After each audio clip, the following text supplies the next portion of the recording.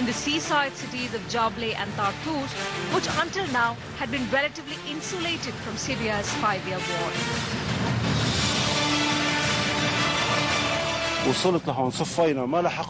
I got here and I parked. The explosion happened.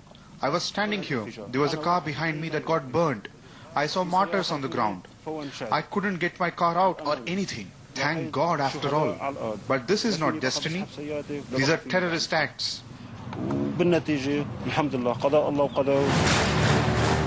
attacks on strongholds of President Bashar al-Assad's regime came as Islamic State faces mounting pressure in Syria and neighboring Iraq, where a major offensive to retake the jihadist-held city of Fallujah is underway.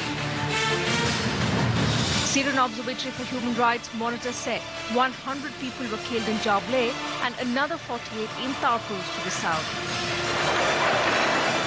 Islamic State claimed the blast in a statement, saying they were in retaliation for Syrian regime and Russian airstrikes against the jihadists and vowed to carry out more devastating and bitter attacks.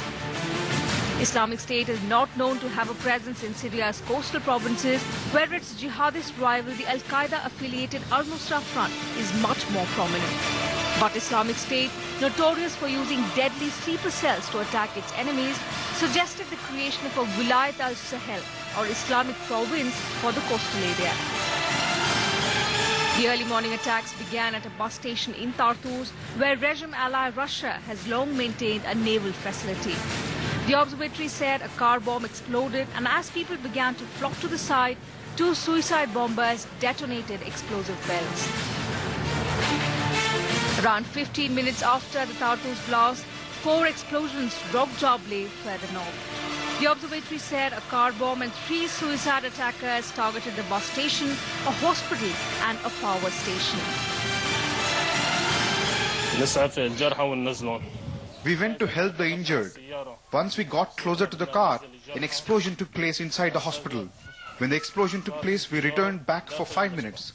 A girl exploded herself in the emergency department in the hospital. When we knew that, we went back to help the injured and martyrs, and we started to move them in ambulance to private hospitals. The attacks drew condemnation from around the world, while Human Rights Watch warned that targeting civilians would appear to constitute war crimes. UN Chief Ban Ki-moon denounced the terrorist attacks, while France called the bombing heinous. The Secretary General condemns the terrorist attacks today that claimed the lives of dozens of civilians in the Syrian coastal towns of Jableh and Tartus.